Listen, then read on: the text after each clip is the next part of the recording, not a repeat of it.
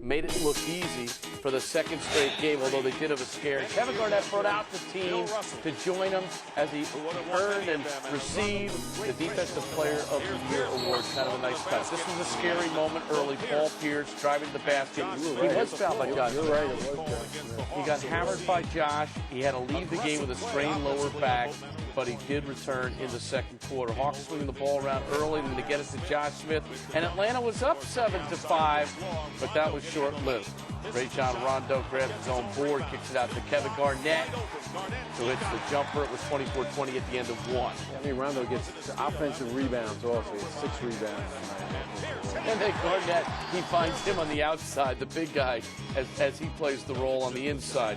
Pierce hitting the three as he comes back. Garnett driving to the basket for the flush, 52-42 at the half. And then in the third, Celtics started to open it up. Rondo missing, but Kendrick Perkins there for the putback and the foul. And again, a lot of jubilation. Celtics swing the ball over to Rondo, who buries the jumper. He's everywhere in these highlights, isn't he, Pete? Yeah, that's because he just expanded across that stat sheet. Ray Allen pulls up. He buries the three-pointer. 76-58 at the end of three. And then James Posey gets the steal, finds big man Davis. And Glenn Davis goes in there for the bucket. And that was all she wrote. 96-77. Big baby coming through. 19-10 for Garnett. By the way, that's his 15th straight postseason double-double. Talk about consistency.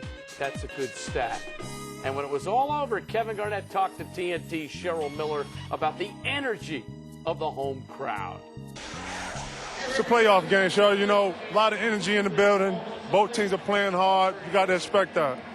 You know, you said all along that, you know what, that you and Paul and Ray may be the face of this team, but Rajon has been the general of the team. Talk about his play in the last 2 games. You know, when you and I was talking, I told you that, you know, it starts with our point guard. He comes in, he picks up full court. You know, you can see the maturity, you know, as the years went, how he's taking over this team. You know, he demands respect. He gets it in return. And, I mean, the kid ain't the best player in the league by 5 or 6 years behind Chris Paul and some of these other great point guards we got.